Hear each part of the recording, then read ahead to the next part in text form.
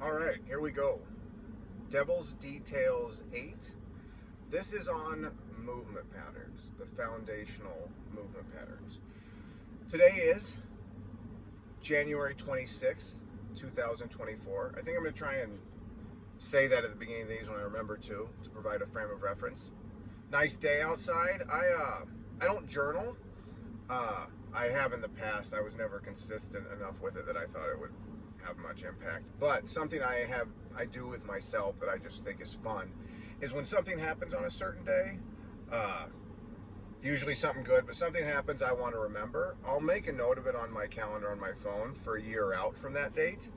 And it's cool little reminders. It definitely takes me back to that moment. And last year was around this time. I had it on a note from yesterday that the weather was glorious here in Texas. Gino and I had been outside playing bags, and we have an ongoing bags tournament at the house right now. I will not say who is in the lead on that, but it just made me think again that I'm happy to be in Texas.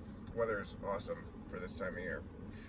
Anyways, so getting past that, Devil's Details 8 is on the 7, though now with the caveat I have made it 9 foundational movement patterns. This is something that is outside of CrossFit. In physical culture, there is known to be these 7 kind of foundational movement patterns the body does that when you're thinking about things from an exercise perspective, provides a framework of some major categories I need to do movements in. Since I am using this for my own purposes, for the sake of programming for King William District CrossFit, I have over time added 2 more movement patterns to the classic 7. So if you remember, there was that old Western, the Magnificent 7, back in the day. I love that one. Yule Brenner was in that.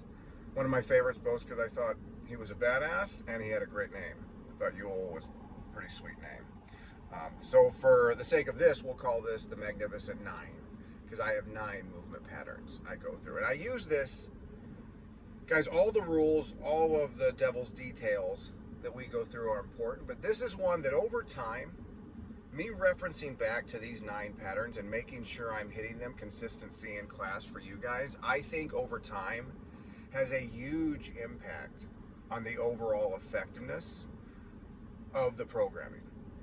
Making sure some of these that I think are sometimes often missed in CrossFit that we're hitting regularly, that kind of detail, that kind of devil being in the details with that, makes a huge difference over time.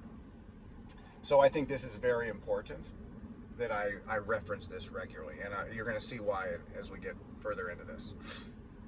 What are they? Well, let me go through them, and I'll take a little bit of time here so I can explain each one. So if you care enough, you can go back through and understand these clearly. The movement patterns are first squatting. So from our frame of reference, anytime you sit down and stand up. But air squat, back squat, overhead squat, front squat, thruster, all these things fit into the squatting movement pattern. Then there is hip hinging. And there is hip hinging both from the floor and from the hang. And that's where I delineate that again for the purposes of that I'm programming for CrossFit. Hip hinging from the floor, that would be deadlifts, power cleans, power snatches. From the hang would be a kettlebell swing, a hang power clean, a hang power snatch. You get the idea. Then there would be pushing both vertically and horizontally. So again, kind of a subdivision underneath the pushing category. Pushing vertically, all our pressing movements, push press, push jerk, press, with any kind of implement we might use. Handstand push-ups would fit in that category. Horizontal pressing would be bench press, push-ups, anything like that would fit into that horizontal pressing category. Then there would be pulling, again, both vertically and horizontally. So vertically would be pull-ups, classic, that's a vertical pull. Horizontal would be bent over rows with a dumbbell or a barbell, bar body rows like we do on the rig. That would fit into that horizontal pulling category. Then lunging. So all the different kinds of lunges we do, forward lunges, backward lunges, step-ups definitely fit into the lunge category. So when we step up onto a box, either weighted or not weighted, that would fit into the lunging category. Carries, and this is a big one for me. I don't think there's any more foundational to being a useful human, they need to be able to carry stuff over distances. And it's something that is very easily neglected in a lot of fitness protocols, because it takes some creativity, it takes some space, you're moving stuff over distances, and people just tend not to do it. It is something you guys know, if you've been with us, King William, for a while, you know it's something I definitely program regularly and I think about, and the sky's the limit. You can carry anything we have in the gym. You can run with it, you can walk with it, you can lunge with it. All that would fit in the carry category. A little bit of a gray area, but one I put in this category is sled pushes. Again, it's not physically on you, but you are moving this weight horizontally over distance, so I would put it in this category. And then trunk flexion. So trunk flexion would be your classic sit-ups, V-ups, most of what we call ab work or core work. Toes to bar would fit in this category. Knees to elbows would fit in the category of trunk flexion. So midline work, closing the midline. Now the last two, so that's kind of the classic 7 movement patterns. Now the last 2 that I have added. So there is unilateral work. And what I mean by unilateral, what unilateral means is one side of the body is working independent of the other. So this is where there's some overlap, because lunges fit into the unilateral category.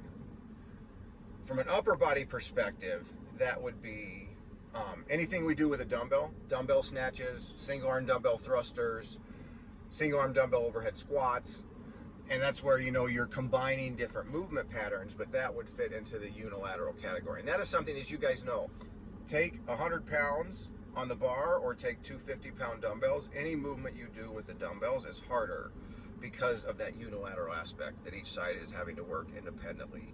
And something that helps us to avoid imbalances, overcompensating, very useful. And then lastly is plyometric. And by that, for our purposes, I mean bounding, jumping, throwing, contracting your muscles forcefully enough that it causes you or another object to move through space. And that's something, again, I think as adults, if we don't seek it out, we don't do much of that, but it is super just essential and foundational to being a fit, functional human being on this planet. And so I want to make sure I get that in. And so the classic ones you're going to think of, double unders fit in that category, box jumps, but then the ballistic squat jumps we do on the blocks fit in that. Then you could add like broad jumps. There's all different kinds of jumps you can do from an upper body perspective, maybe like clapping push-ups where you're pushing yourself off the ground. Wall balls are close. You could argue both ways on that, but I would think a wall ball is you're moving the object through space, so I would consider that throwing, so I would put that into this category. And then GHDs, which would fit into the trunk flexion category. If you do them fast, I would almost put them here. Not quite, but it's close. Because when you're doing GHD sit-ups quickly, you are whipping yourself through space. But you can also do those very slowly, so that would be a little subjective. So that is the 9 movement patterns that I review and make sure we're hitting on a weekly basis. Now, some of these I want to make sure we squat and hip hinge and press overhead and pull weekly. Some of these just need to be hit. We need to hit them regularly. The unilateral work, I want to hit it regularly. If we go a week without hitting it, it's not the end of the world. The carries, I want to hit it regularly. If we don't hit it every week, it's okay. But that stuff, we need to hit all of this regularly, some of it a little more often than others. Back at the beginning of 2023, guys, I set little goals from a programming standpoint of stuff I want to get better at. And I had told Janelle this a year ago. I wanted to get better at designing effective couplets and triplets, 2 moves and 3 moves, in that 7 to 17 minute time frame. So the Goldilocks workouts I mentioned, I think it was Devil's Detail 6, maybe 5, one of those 2. So a well-designed complementary workout of 2 to 3 movements in a short to medium time frame.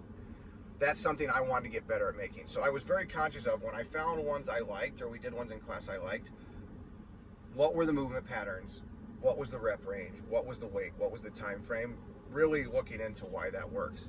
And you can see how this would help with that. When I'm doing this is let's say it's thrusters and pull-ups, it's Fran.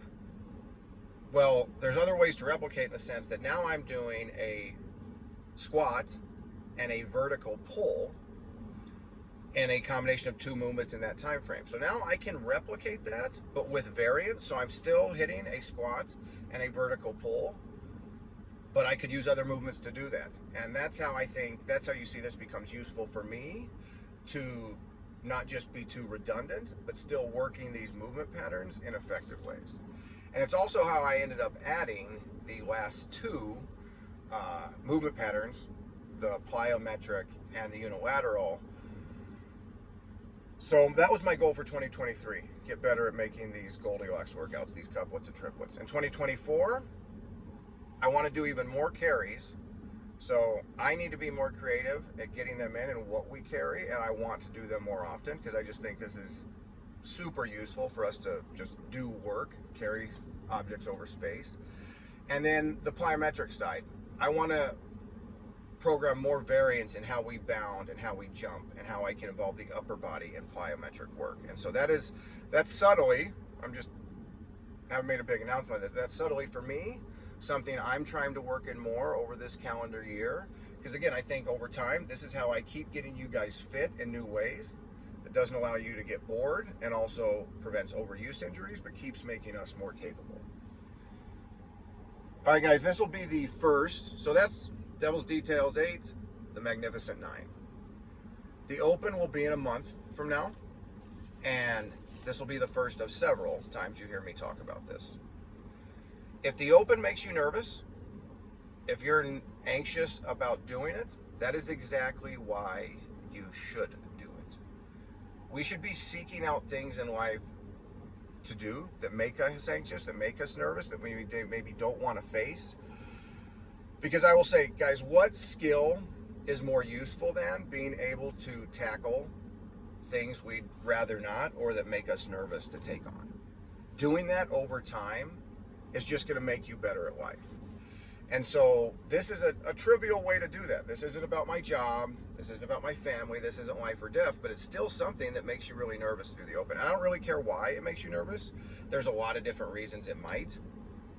That's not important. What is important is that facing this challenge because it makes you nervous makes you better at life. It just, regardless of the outcome in the Open, you took on that challenge, you faced it head on, and it's just gonna make you more effective as you go forward as a person. So that's my first of many speeches on the Open. If you guys want to have input on this, I've had a lot of suggestions for the addendums we do occasionally with this podcast series. I've had people want me to expound more on culture, on why I think culture is one of the 3 pillars of a gym and how I think you go about implementing a good culture. So that's one I'll eventually talk on. That could easily be a 2-parter. Andy wants me to talk about music. I'm nervous. I'm nervous of facing that one. I feel like that could be controversial. I might get run out of my own gym if I don't do it right, but maybe that's why I should take that one on, right? Also, equipment and how we use equipment to make us more fit, but not become a crutch, whether that's Olympic lifting shoes, belts, gloves, wrist wraps, any of that kind of stuff. I think there's a way to use that well and a way to not use it as well. So if you have any opinions on which one of those you'd be super eager to hear about first, tell me at the gym or let me know here in comments. Our anniversary party is about 1 week from now, a little over a week from now. Guys, it's been 11 years we've been doing King William District CrossFit. That is crazy. It's pretty awesome. I will see you there. Life is good, guys. Life is really good. Right on. I'll talk to you later.